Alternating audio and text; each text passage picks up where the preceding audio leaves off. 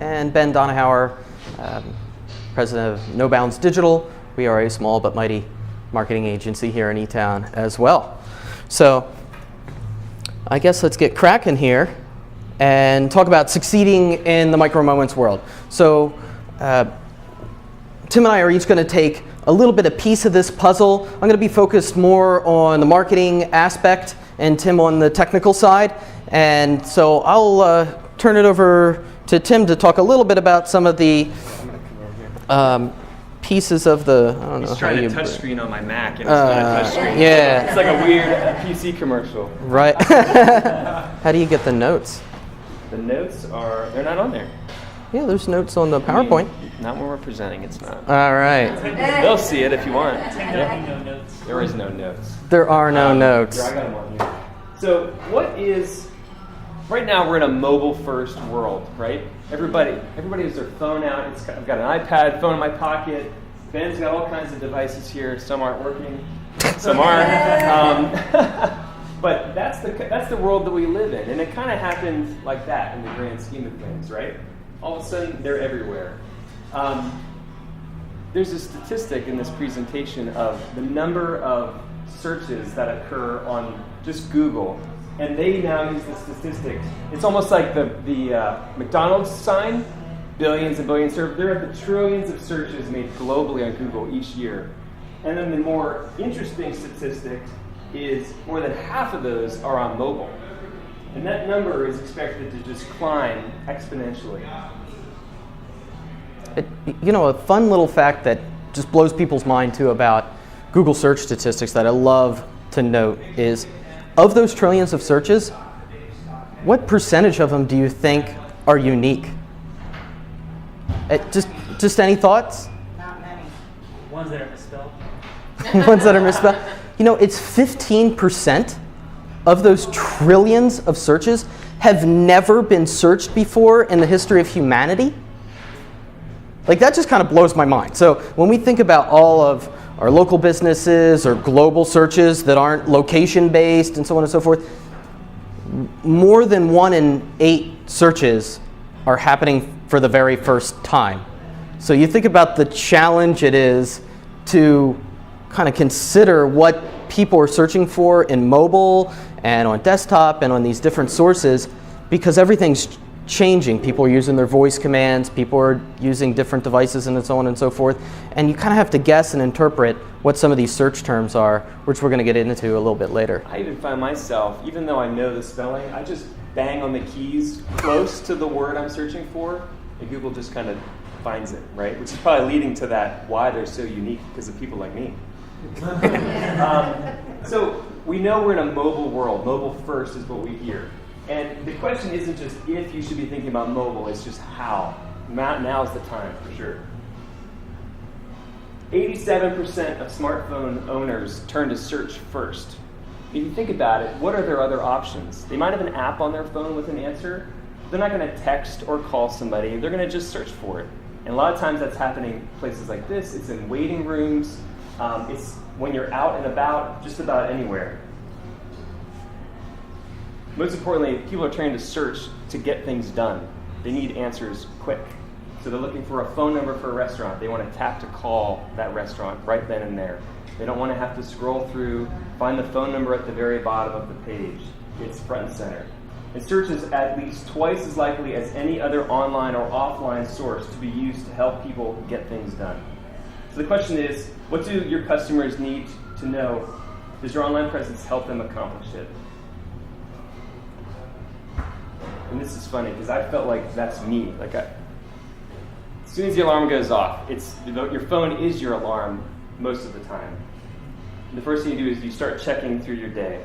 So does that look familiar? Okay, I'm just glad it's not just me. It's I've got my iPad, my phone on my nightstand. I check my phone for text, my iPad for everything else. One of them is an alarm.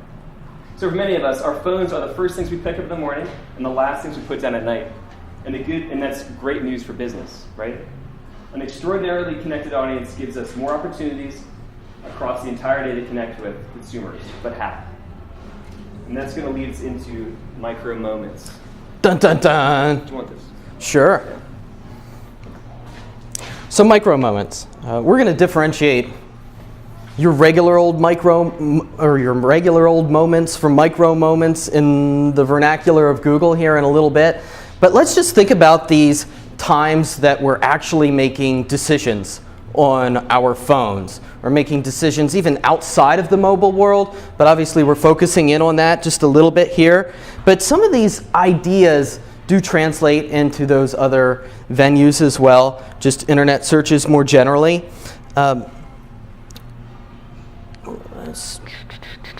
All right, let's see if this little video here works. Ta-da.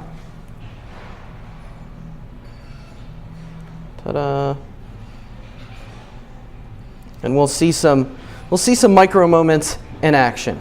Life.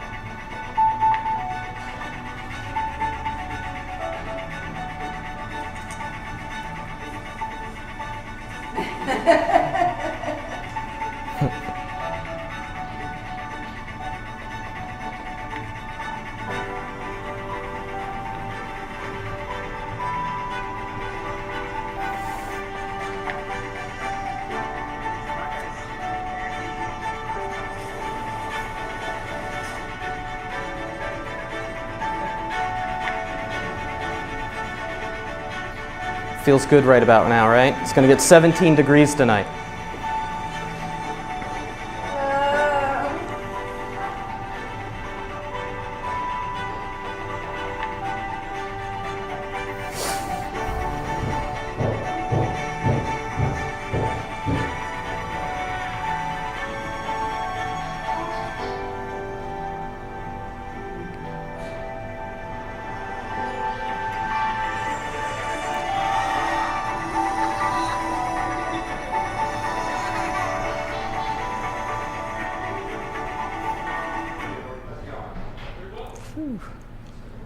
Well, I tell you what, when I first watched that video, I thought, boy, how many of these things can I relate to? First off, my wife and I, we have a 3-year-old, and we have one on the way. Do anybody have multiple kiddos? Well, I tell you, when come the second one, you're really excited, but then there's also this like sense of dread. Yes. So I mean, obviously I'm happy for little Sage to come along in February, but we had one of these micro moments, I think, in the analog world where I saw that in my wife, and she's like, how can we handle this? So first off, we called, we sent a Facebook message to your daughter Tabitha and saying, hey, can you clean our house a little more frequently so we can survive? And then we made all these other purchasing decisions, actually. We bought a little Roomba, which we since sent back because it sucks. But Or it doesn't. does it work for you? I'm just saying, isn't that the whole point? Roomba? Right. Yes. That's All right, man, I tell you. Thank God we got some comedic relief here because, man, I tell you, quick on the uptake there. Me, on the other hand. I'll try to stay quiet. Right? It's like, did you invite this guy? That's why I sat him there. I thought he'd be a We'll good... edit it out. We'll edit it out. That's okay. No, that's outstanding. But we made a bunch of purchasing decisions. But of course, in and of someone's day-to-day routine, there are, boy, I really want to use, Still not a touchscreen. still not a touch screen. My screen Monday is going to be all smushed up. And then I get it. Yeah, that's right. Still not a touch screen. Man, when will Apple learn? I don't know. So here are your regular, ordinary moments that you see, checking on social media, weather, photos, and so on and so forth. We all do these things, but they're hard to really translate into a commercial opportunity for either, e-com or lead gen, depending upon the industries that you're in. Now let's see if we can compare that to, I use the keyboard. What do you know? to micro moments, these moments that Google's talking about where people are actually making real decisions that if you're there at the right time and you're providing value in that moment, that you're going to make progress along people's buyer's journeys. These are the micro moments. Watching a how-to tie a scarf video, order pastries for mom's birthday, make a lunch reservation, review the restaurant, and so on and so forth. Commute starts in 5 minutes, so now there's some opportunity to maybe do some comparison shopping or look for some vacation deals.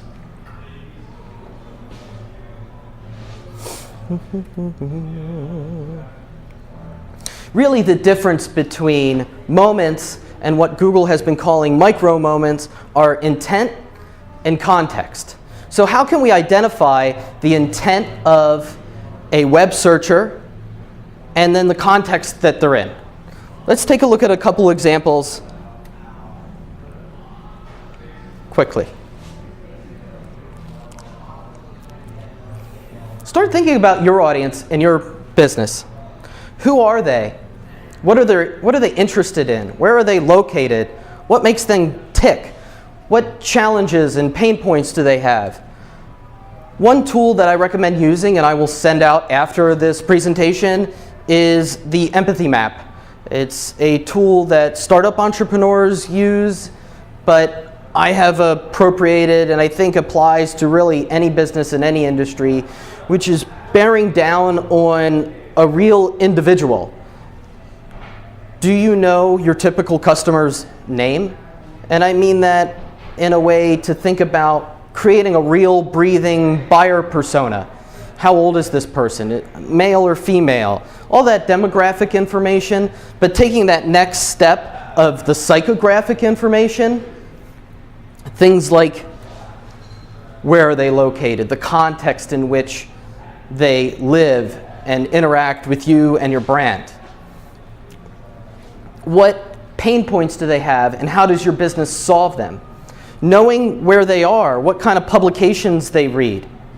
When I think about display advertising, for example, if they're reading certain news publications but not others, why would you be spending money on those other websites versus the ones that people actually use and engage with and interact with?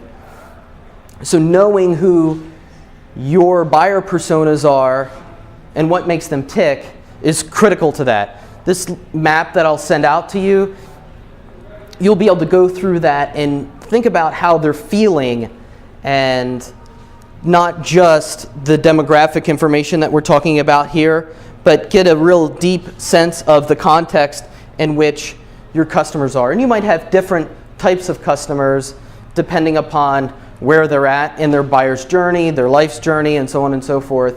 Different kinds of people have different needs. And so you will be targeting you target different buyer personas in your businesses. So it's okay to have more than one, so you can use this tool over and over again. I think I'll go through a couple quick examples and then turn it back over to you to talk about some technical aspects. I'll give them a call moments. We saw one or two of those in that video. We experienced them in our day-to-day. Here's an example with 1000bulbs.com.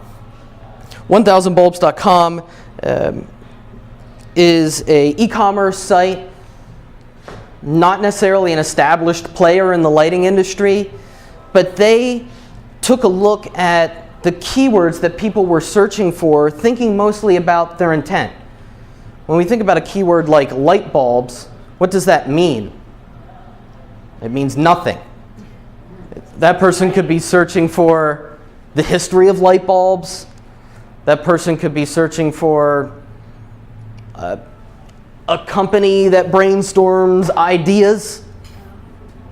They could be searching for all kinds of things that are associated with light bulbs. How do I fix a light bulb that's been burnt out? And so on and so forth. But they really took a look at these longer tail keywords. Of course, when anybody appends or prepends the word buy to a light bulb or a light bulb related product, specific light bulb products themselves. Like you have a lot of products on your website, long tail keywords that are associated with those individual products. Those are the ones that are going to have higher intent when we think about specific financial products and so on and so forth. Those are the ones where people are actually motivated to pick up the phone and call because they're very specific in their needs and their wants, or making a buyer decision right there. Here's the I'll play a game moments. We saw that with the zombie games earlier. This company, Zing, was doing a lot of traditional and digital media buys. They switched entirely over to digital because they did a test using YouTube and found that they received a 7,758% lift in searches for the brand, 146.5% lift in brand awareness, and 67.5% lift in purchase intent. Sales increased by more than 23,000% in major offline retailers. So there's this offline-online component, but it goes the other way around. Instead of them investing in traditional media and then seeing a bump in their e-commerce, they saw the reverse. They were investing in digital advertising platforms and doing digital marketing, and then they saw a bump in the offline world. All those statistics that Tim was talking about earlier, this is where they all come into play. It doesn't matter how traditional your industry is. People are interacting with your website in a desktop environment or in a mobile environment at some point in their buyer's journey. They might find you through a referral, but darn it, at some point they're going to Google your brand or something of that nature and see your online presence. And that's going to be an indication to them as to how serious you are as a business. So in a very big picture way, at some point in a buyer's journey, whether they're just trying to identify what their problem is and what solutions there are to the problems that they're facing, or deciding between the options of the possible solutions, or ultimately in this micro moment where they're about to make a decision or not, they're at some point in that buyer's journey going to be interacting with you in a digital sense. I think these micro moments are critical on smartphones because they work or they don't. Have you ever been in line at the grocery store per one of these micro moments and you wanted to make a purchasing decision but it just didn't work because the load time was slow or the experience wasn't great? So you were unable to really make those decisions, and so you give up, or you maybe come back later in another environment. So we talked about making sure that you've got the right intent with the right keyword strategy, and then also having the right context, that demographic and psychographic information, understanding what people's needs are depending upon their context. All right. Let's get to the be there, be useful, be quick framework. And I will turn that over to Tim to talk a little bit about that. All right, so this principle between be there, be useful, be quick. Google's technology can connect your business to your consumers, but you can help get things along. So these are those three key points: be there, be useful, be quick. We're going to go through each of these here now. Be there is Google helping businesses lead people from the moment of looking to the moment of clicking, calling, and buying. First, you've got to anticipate the micro moments for the users in your industry and then commit to being there to help when those moments occur.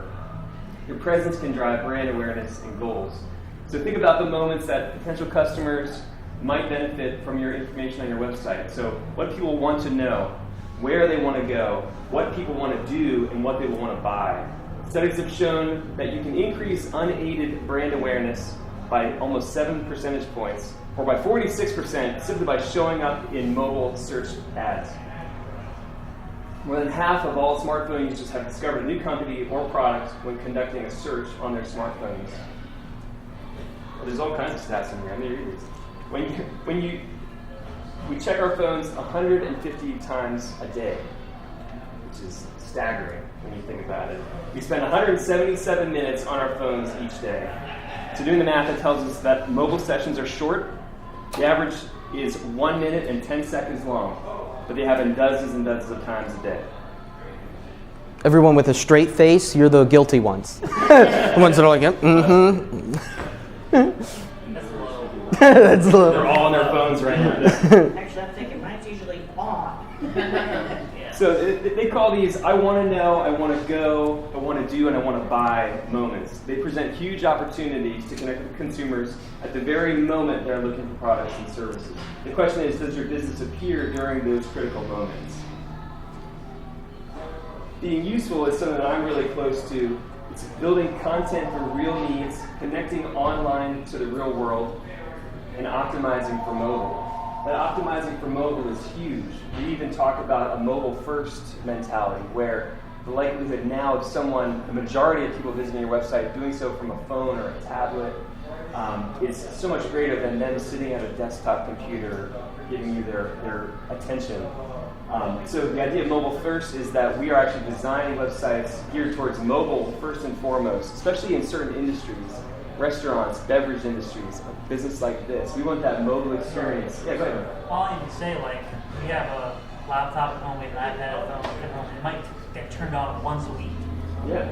We don't even bother to open it up anymore. I think that most people don't use those unless they're at work anymore. Yep. Mostly just if they're at home, it's mostly on your phone. Exactly. So that mobile first is really huge on optimizing for mobile because that's first and foremost. Traditionally, when we design a website for just normal use, we design the desktop experience, and then near the end of the design process, all right, let's figure out what it looks like on mobile. Things will start to stack, we'll hide some things. Mobile first is the opposite. We're designing for mobile, adding for desktop or tablet instead of just removing. It gives a business like this one we're in now the opportunity to say, okay, people are on their phone, heaven forbid they might be driving, we need to give them a phone number quick they can tap and call, right? We don't want it buried in the contact page. They want to make a reservation. That's the call to action first and foremost. That connection is huge. If your business has a physical location and you know by now that mobile search is the new front door to your business, your online presence can be used to drive consumers to your store. And technology is facilitating new ways to track and measure the connections between offline and online. Be quick. Another cause that's close to me is how well does your site work on mobile? Not everybody is on a super high-speed Wi-Fi connection when they're on their phone. So we're showing them this slimmed-down website on a screen this size. Why would we be serving them 5-megabyte photos in a slider? It's going to take forever to load. You're going to lose their attention. They'll leave. So that speed is really important, and that's another reason why mobile first is important. We don't have to worry about large, high-quality images. Now, some screens, most smartphones now have these super high-density displays. So brand elements, logos, things like that should be really high quality, but they're not a big file size that will impact load time. But as that previous slide said, they only have 1 minute and 10 seconds for them on their phone. We don't want that to be them waiting for the site to load. Testing your site is huge. Google provides a lot of tools, especially I think they're all free, where you can plug your URL in. It will actually analyze your website, see how fast it loads, give some technical recommendations to optimize it for mobile. I've never seen a website score perfect on there, so if yours is bad, they're just trying to scare you. But really, a lot of good stuff's in there. It's a lot of technical things that can be done, image compression, focusing on desktop and mobile as well. And that's kind of where the make improvements goes. We always say that the website's never really done. We're constantly evolving. As soon as we turn the keys over to someone, and they start uploading 12 megabyte photos, things start to go downhill again. So it's a matter of kind of reviewing, making sure, and educating, making sure things are still optimized for mobile. And we don't want to neglect desktop either because it's important, but that good balance between tablet, phone, and desktop or laptop, or touchscreen laptop is important. Just one exercise that I thought we could go through is who's got their phone clock handy? All right, who? All right, Caroline, you have yours. Can you put the stopwatch on and let us know when 19 seconds is up? Okay, Are we going? we're good.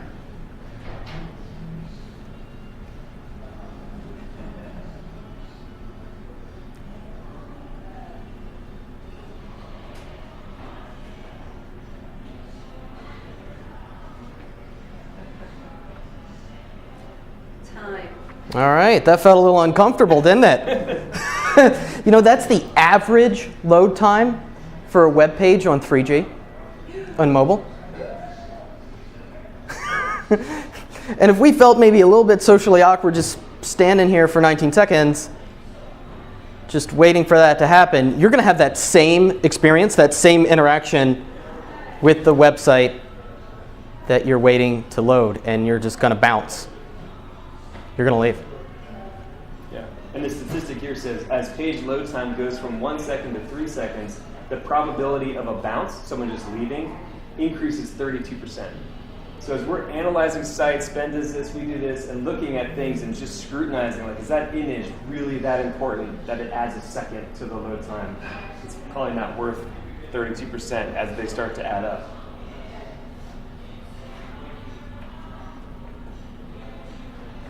I'm not sure. Oh, there's an actual timer on here. Carolyn, we don't need another one of this. So, do you want me to keep going on this? Go for it. Let's do it.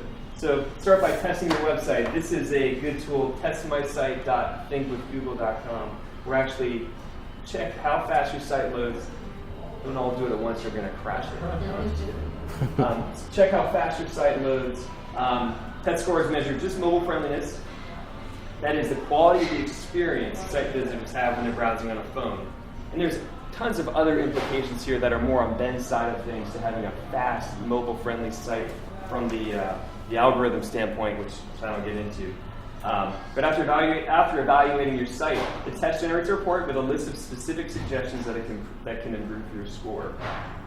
When you think about Google's business, they want to drive traffic, and they want people that have really good experiences. They don't want to send someone to a site that's slow, not mobile optimized, especially from a phone. And a lot of the crazy things that we talk about are geared in that mentality. Yeah. If you think about it, the same thing applies in the real world. When we, as business people, refer business to another business, and then that person comes back to us and says, hey, I had a bad experience with the person you referred me to. Boy, are you going to make that mistake? How many times are you going to do that? Not very many. And Google has that same mentality. How many times am I going to make the mistake to send that traffic over to that business, and then somebody had a bad experience there? So last thing, I don't know if you want to. Sure. Who's feeling brave? Who wants to? We're going to take one of you, hopefully, if we have a volunteer, and go through some of these micro moments thing, brainstorm, and then we'll do that at our tables as well. All right, Carolyn's in. Yep, I'm in. Let's do it. All right. So what moments matter most to your customers? And we can pick one side of your business and go with that. The e-commerce website. Sure. They are buying specific products, specific vitamin products. Okay.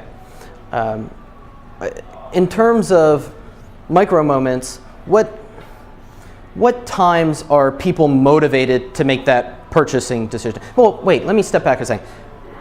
Are people making a rather rapid decision, or is this something that someone has researched and said, boy, I need this supplement versus this supplement, I've got this problem, so I need to figure out, A, are there possible solutions to my problem, and then of those many supplements that might assist me, boy, this is the one I'm going to pick, and then kind of choosing between their possible options? How does that buyer journey work?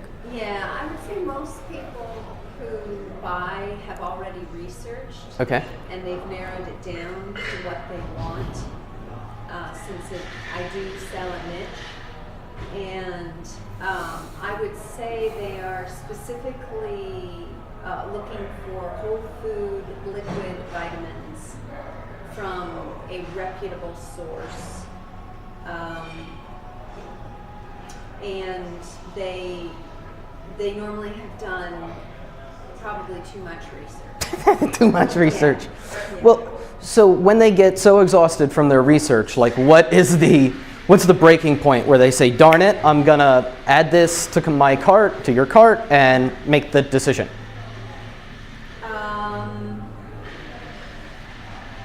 You mean what tips them over? Yeah. To choose me? Yeah, to actually purchase from you. I think it's how reputable my site looks. Okay. And they're looking for reputable. It's an older female demographic. Mhm. So, and older females are critical. So, I'm an older female, so I'm allowed to say that. Yeah. So, yeah. So they're thinking about, we're talking about specific times where somebody's done the research, and then what are they maybe searching for at this point? Are they searching for your brand because they've already chosen your brand, or if they're in Google, they're searching for the specific product that you have? I would say probably, if I were to guess, half of them are searching for my specific brand because they were referred from alternative healthcare practitioners that are international and on YouTube. Cool.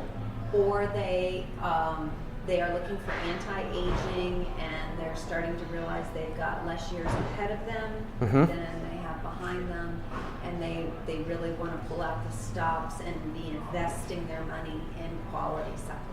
Yeah. Think about all the micro moments that you just mentioned there. The YouTube partners that you have, people that are talking about your products. I watched a video on how to address my chronic fatigue. Saw that video. As part of that video, they said, boy, you really need a whole food supplement because that has all substantial advantages over an extract or something like that, where they're pulling that out and putting in fillers, et cetera, and you're not getting the benefits of some, more specific minerals that might be within that whole foods, so on and so forth. Great. We're going to click on over to your site and then make the transaction. So that went from an educational side where they're making a search on YouTube, that micro moment right there, and then they're onto your site and they feel confident to make the purchase in your brand because they had that third-party referral right there. So that's one example of a really important micro moment for you and how you could leverage that. All right. So what story are you telling across that example micro moment and others? You've alluded to it a little bit, if I'm putting words in your mouth, that it's a lot about quality and the reputation that you have. How else? Is that how you're positioning your brand, or how else do you sort of position to this older female demographic that you're connecting with during these micro moments? Yeah, and I'm addressing needs. I'm really trying to make sure that I meet the need of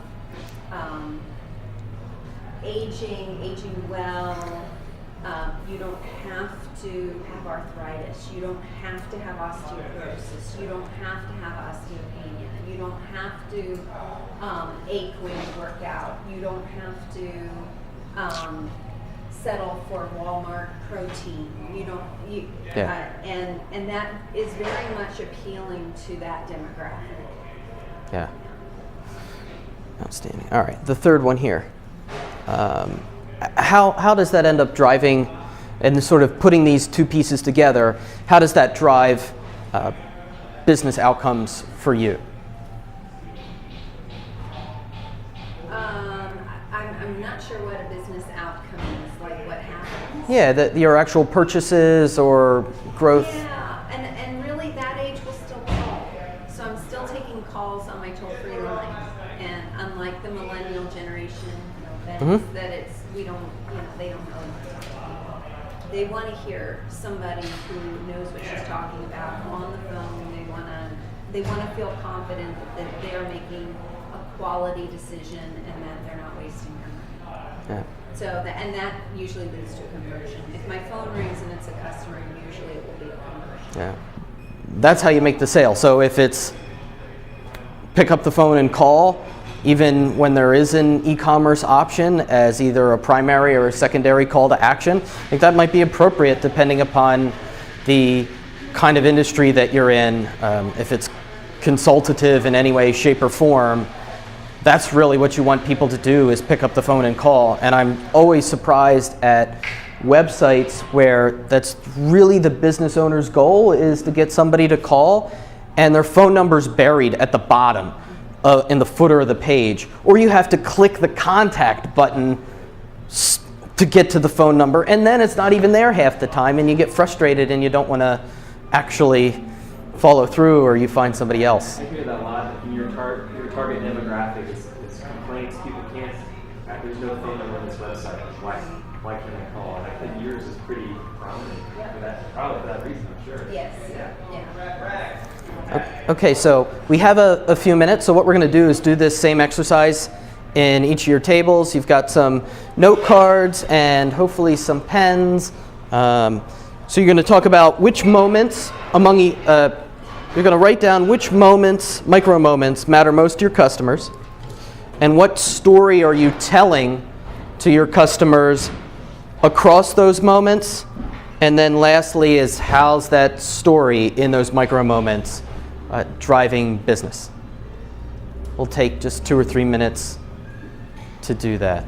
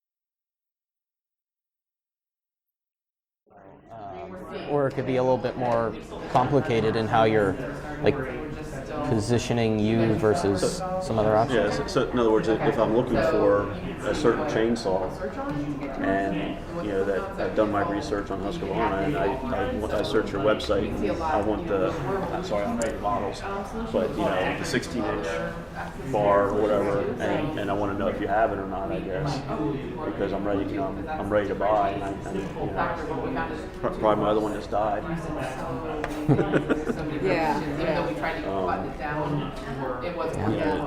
So that's what I need to. Am I going to? And I'm 15 minutes out of town. I don't want to drive all the way in there. That portion of it. Have it or something. Unlock my car with me. I usually stop right after work and get my dog food and all that kind of stuff. I think even thinking about like your business and in Brian's too, like I was thinking, boy, people.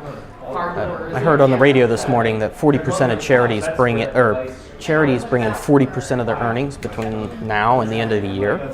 And so if as a consumer, if you're searching for things like local charities, charitable donations, and so on and so forth, depending upon the context, right? Is it just somebody who's, boy, it's Thanksgiving, Christmas time, and I want to do something good for people? Or is it somebody who's trying to optimize their tax obligations? And so those are different people, and knowing the context and the intent of those particular searches, you have a different story and positioning for them. So the consumer that's just, hey, now's the time to give back and do something nice for the community, you're going to try to be there and message to that person in a different way than the person who's just trying to minimize their tax obligations. How do you determine all that? Same search terms, other people. One thing was when I sold the motorcycles, I had demographic information from the manufacturer. They would say, the average age of the person buying your motorcycle is 48. They're male. And so I had all those demographics. I don't know if, again, your story is so different because farmers are, like we had talked at the meeting, we're kind of shifting too. It used to be the farmers, and and I don't think even they search for things. gentlemen farmers. Yeah, well, now it's more hobby farmers and farmers. We've increased a lot in farming, and so things are shifting for us. So I guess we just need to be aware of. And those are the people that are going to go online and look for stuff more. The farmer goes to where I guess all of those type of stuff. It's just Think about it. I'm going to bring this back. What are the considerations? What are the benefits? So what do you think? How did the discussion go in your groups? So good. So good. I'm looking for another brave soul to outline what you wrote down and talked about for your business in terms of the micro moments that are important to you and how you're telling your story in those micro moments. Go for it. Speaking, what matters most to our customers is either it's like for you, you're having another baby. It's a life-changing moment. It's, oh crap, the pipes burst and now now the drywall's waterlogged. Yeah. We got to replace the drywall. It's Aunt Sally fell and broke her hip. Now we need a temporary ramp till she recovers to wheel herself in and out of the house. Yeah. We hit a wide variety of things. Our story is mostly problem solving for customers because a lot of times customers want the cheapest option, or they've watched way too much HGTV and think they can knock out a wall in their 2-story house and don't realize that in doing so their kids may be playing up in their bedrooms and 5 minutes later maybe down on the first story going, how did I get here? And so in terms of the story that you're providing? Is it, hey, we're able to respond urgently because you've got an urgent need, or It how are you depends on positioning how yourself? busy we are. If Okay. we can respond urgent. If it's February 3rd, easily we can respond quickly. Yeah, If it's November 27th, forget it, we're booked. yeah. We don't have the available manpower to send somebody out to fix your emergency, and we refer to other people who can. So that, how do you adapt your messaging, or is it always, boy, we can respond, and then when they actually We call have you to and you adapt can't, based then you on when refer? we can and when we can't. Yeah.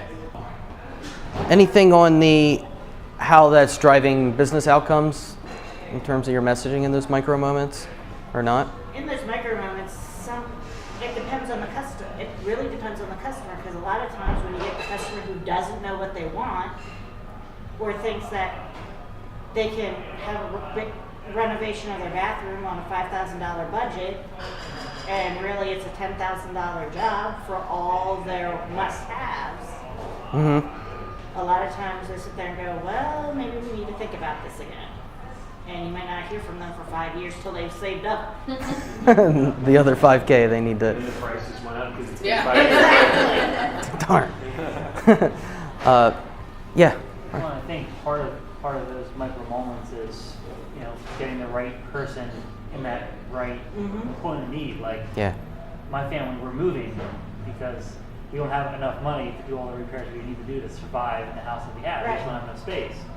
But for someone who's having a new kid that might need another wall or might need a change, and it's when those opportunities pop up, making sure you're right there in line and making sure that your website's the one they get to, and you're the person coming in, not the shark that comes in and promises them something that they can't do. Right. Which is a problem sometimes when people do that. Yeah. And HGTV is a devil for your business. Oh, without a doubt. When they walk around and go, oh, this is a big kitchen, it's going to be 10 grand. It's like, wait, no, it's like a 30 grand job. You're not. Because what they don't realize with HGTV is you've got all these companies willing to give free. you stuff because it's going to be seen on national TV. And that's what happens when people get that perception. And it's unfortunate for you guys because it's the unrealistic expectations and trying to pare that down. But it's one of the few channels my wife and I can agree on. Well, if you don't mind doing a lot of it yourself, you can save a lot of money because a lot of that is labor. Yeah, sure. But it's how many nights do you want to be up till midnight? Been there. So, thank you for coming. I hope you got something out of it. I mean, part of that, be there, give value, be quick. I mix them up. Process is giving some value, so we hope that we've delivered a little bit of value in this hour, and please join us afterwards. We're just going to hop on over to the bar and have a little happy hour networking time to chat a little bit, maybe continue the conversation about micro moments or learn a little bit more about each other's businesses and so on and so forth. So thanks from me, Ben at No Bounds Digital, and Tim, did you have any parting words as well? Thanks for your time this Friday afternoon. It was great getting to know you guys, and hopefully we can talk some more over at the bar, which is a more natural habitat for me. So. Well, thank you guys. Thank you. Thanks.